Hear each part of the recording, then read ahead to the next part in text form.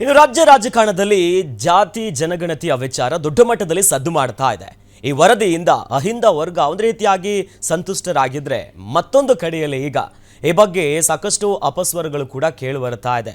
ಜಾತಿ ಗಣತಿ ವಿಚಾರಕ್ಕೆ ಸಂಬಂಧಪಟ್ಟಂತೆ ಮುಂದಿನ ನಡೆ ಏನಿದೆ, ಇದು ದೊಡ್ಡ ಮಟ್ಟದ ಪ್ರಶ್ನೆಗಳನ್ನು ಈಗ ಎದ್ದು ತೋರ್ತಾ ಇದೆ. ಮತ್ತೊಂದು ನಿಟ್ಟಿನಲ್ಲಿ ಗಮನಿಸ್ತಾ ಹೋಗೋದಾದ್ರೆ, ಇದೀಗ ಸರ್ಕಾರದಲ್ಲಿ ಎರಡು ಸಮುದಾಯದ ನಾಯಕರು ಪ್ರಮುಖ ಸ್ಥಾನದಲ್ಲಿದ್ದಾರೆ.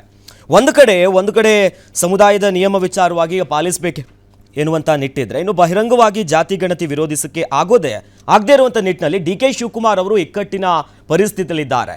ಒಂದು ಕಡೆ ಸಮುದಾಯವನ್ನು ಒಪ್ಕೋಬೇಕಾಗತ್ತೆ, ಮತ್ತೊಂದು ಕಡೆಯಲ್ಲಿ ಬಹಿರಂಗವಾಗಿ ಎಲ್ಲಾದರೂ ಈ ಬಗ್ಗೆ ಮಾತನಾಡಿದರೆ ಎಲ್ಲರ ಕೆಂಗಣ್ಣಿಗೆ ಗುರಿಯಾಗಬೇಕೆನ್ನುವಂಥ ನಿಟ್ಟು ಇದೆ. ಹಾಗಾಗಿ ನಿನ್ನೆ ರಾತ್ರಿ ಜಾತಿ ಗಣತಿ ವರದಿಯ ಬಗ್ಗೆ ಡಿ.ಸಿ.ಎಂ ಡಿ.ಕೆ. ಶಿವಕುಮಾರ್ ಅವರ ನಿವಾಸದಲ್ಲಿ ಒಕ್ಕಲಿಗ ಸಚಿವರು, ಶಾಸಕರು, ಇನ್ನು ರಾಜ್ಯಸಭೆಯ ಸದಸ್ಯರು ಹಾಗೂ ಮುಖಂಡರೆಲ್ಲರೂ ಕೂಡ ಮೀಟಿಂಗ್ ಅನ್ನು ಮಾಡಿದ್ದಾರೆ. ಒಟ್ಟು 21 ಒಕ್ಕಲಿಗ ಶಾಸಕರ ಪೈಕಿ ಸಚಿವ ಕೃಷ್ಣ ಬೈರೇಗೌಡರು ತಡವಾಗಿ ನಿನ್ನೆ ಆಗಮಿಸಿದ್ರು ಮೀಟಿಂಗ್ಗೆ. ಇನ್ನೊಬ್ಬ ಸಚಿವ ಕೆ ವೆಂಕಟೇಶ್ ಗೈರಾಗಿದ್ರು. ಉಳಿದಂತೆ ಶಾಸಕರಾದ ಎಂ ಕೃಷ್ಣಪ್ಪ, ಸುಬ್ಬಾರೆಡ್ಡಿ, ರಮೇಶ್ ಬಂಡಿಸಿದ್ದೇಗೌಡರು, ಮಂತರ್ಗೌಡ, ರಾಜೇಗೌಡ ಸೇರಿದಂತೆ 5 ಶಾಸಕರು ಗೈರಾಗಿದ್ರು. ಬಹಳ ಪ್ರಮುಖವಾಗಿ ಈಗಾಗಲೇ ರಾಜ್ಯ ಒಕ್ಕಲಿಗರ ಸಂಘ ಒಂದು ಕಡೆಯಲ್ಲಿ ಸಿಡಿದೇಳ್ತಿದ್ದಾರೆ, ಕೆಂಡ ಕಾರ್ತಿದ್ರು. ಯಾವುದೇ ಕಾರಣಕ್ಕೂ ಕೂಡ ಈ ಅಂಕಿಅಂಶಗಳನ್ನು, ಜಾತಿ ಗಣತಿಯ ಅಂಕಿಅಂಶಗಳನ್ನು ನಾವು ಒಪ್ಪೋದಿಲ್ಲ, ಜಾರಿ ಮಾಡಿದ್ರೆ ಸರ್ಕಾರಕ್ಕೆ ಬಿಸಿ ಮುಟ್ಟಿಸ್ತೀವಿ ಅನ್ನೋದಾಗಿ ಬಹಿರಂಗವಾಗಿ ನಿನ್ನೆ ಸಭೆ ಮಾಡಿ ಹೇಳಿದ್ರು. ಮತ್ತೊಂದು ಕಡೆ ಡಿ.ಕೆ. ಕೂಡ ಇದೀಗ ಒತ್ತಡವನ್ನ ಹೇರ್ತಾ ಇದ್ದಾರೆ ಡಿ.ಕೆ. ಶಿವಕುಮಾರ್ ಅವರ ಮೇಲೆ. ಯಾಕೆಂತಂದ್ರೆ ಈ ಹಿಂದೆ ಜಾತಿ ಗಣತಿ ವಿಚಾರಕ್ಕೆ ಸಂಬಂಧಪಟ್ಟಂತೆ ಒಕ್ಕಲಿಗರ ಸಂಖ್ಯೆಯಲ್ಲಿ ಕಡಿಮೆ ಇದೆ, ಲಿಂಗಾಯತರ ಸಂಖ್ಯೆಯಲ್ಲಿ ಕಡಿಮೆ ಇದೆ ಅನ್ನುವಂತಹ ಮಾತುಗಳು ಕೇಳುವಂತಹ ಸಂದರ್ಭದಲ್ಲಿ ಸಹಿ ಹಾಕುವಂತಹ ಕೆಲಸಗಳಾಗಿತ್ತು. ಹೌದು, ಮುಸ್ಲಿಮರಿಗೆ ಇಷ್ಟು ಪರ್ಸೆಂಟ್ ಹೆಚ್ಚಿಗೆ ಇದೆ ಅನ್ನೋದೆಲ್ಲ ಒಂದು ಬೇರೆ ರೀತಿ ಅರ್ಥ ಬರೋ ರೀತಿಯಲ್ಲಿ ಕೆಲವು ಪ್ರಕಟಣೆಗಳಾಗಿದೆ. ಇಂಥವೆಲ್ಲ ಕೂಡ ನಾವು ಸರಿಯಾದ ಮಾಹಿತಿಯನ್ನು ಸಾರ್ವಜನಿಕರು ಕೂಡ ನಾವು ಕೊಡಬೇಕಾಗಿದೆ.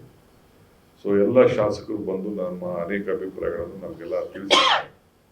ಸೊ ಕ್ಯಾಬಿನೆಟ್ ಅಲ್ಲಿ ಹೋಗಿ ನಾವು ನಮ್ಮ ಜನರ ಪ್ರತಿನಿಧಿಗಳಾಗಿ ಇದ್ಕೊಂಡು ನಾವೆಲ್ಲರೂ ಕೂಡ ಏನು ನ್ಯಾಯವನ್ನು ಒದಗಿಸ್ಕೊಡ್ಲಿಕ್ಕೆ ಸಾಧ್ಯನೋ, ಏನು ವಾಸ್ತವಾಂಶ ಏನಿದೆ ಅದನ್ನು ತಿಳಿಸುವಂಥ ಕೆಲಸವನ್ನು ನಾವು ಮಾಡ್ತೇವೆ. ಇಷ್ಟು ಮಾತ್ರ ಈ ಸಂದರ್ಭದಲ್ಲಿ ನಾನು ಬಯಸ್ತೇನೆ.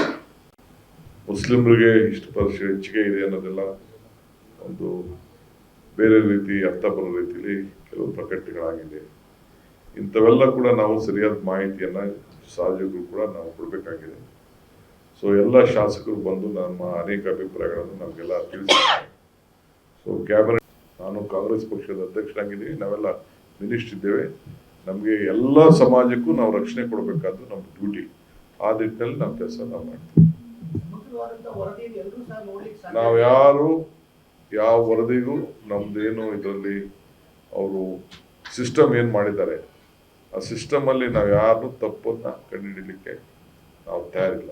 They have done a detailed exercise, socio-economic survey ಎಲ್ಲ ಕೂಡ ಏನು ಸುಮ್ಮನೆ ಮಾಡಿದ್ದಾರೆ. 1 ಲಕ್ಷಾಂತರ ಜನ ಪ್ರಯತ್ನ ಮಾಡಿದ್ದಾರೆ, ಮಾಹಿತಿ ಕಲೆಕ್ಟ್ ಮಾಡಿದ್ದಾರೆ, ಅದೆಲ್ಲ ಕರೆಕ್ಟಾಗಿ ಅವ್ರು ಏನಿರಬೇಕು ಮಾಡಿದ್ದಾರೆ. ಕೆಲವು ಮಾಧ್ಯಮದಲ್ಲಿ ವಿರೋಧ ಪಾರ್ಟಿಯವರು ಕೆಲವು ಗೊಂದಲ ಕ್ರಿಯೇಟ್ ಮಾಡ್ತಾ ಇದ್ದಾರೆ. ಅದಕ್ಕೆ ನಾವೇನು ಮಾಡಬೇಕು, ಉತ್ತರ ಕೊಡಬೇಕು, ನಾವು ಮುಂದಿನ ದಿನದಲ್ಲಿ ನಾವು ಕೊಡ್ತೀವಿ. ಇಲ್ಲ, ಆಗ ಯಾರ ಹತ್ರನೂ ಮಾಹಿತಿ ಇರಲಿಲ್ಲ. ಈಗ ಮಾಹಿತಿ ಬಂದಿದ್ದೆ 3 ದಿನದಿಂದ ಈಚೆಗೆ. ಬರೀ ಜಯಪ್ರಕಾಶ್ ಒಬ್ಬರ ಹತ್ರ ಇದ್ದೇನೋ ಅಷ್ಟೇ, ನನ್ನ ಹತ್ರನೂ ಇರಲಿಲ್ಲ. ಮುಖ್ಯಮಂತ್ರಿಗಳು ನನ್ನ ಹತ್ರ ಇಲ್ಲ ಅಂತ ಹೇಳಿದ್ರು. ಮೊನ್ನೆ ನನಗೆ ಕ್ಯಾಬಿನೆಟ್ ಅಲ್ಲಿ ಇದನ್ನು ಓಪನ್ ಮಾಡಿದ್ರು. ಓಪನ್ ಮಾಡಿದ್ಮೇಲೆ ನಿನ್ನೆನೋ ಮೊನ್ನೆನೋ ಬಂದಿತ್ತು.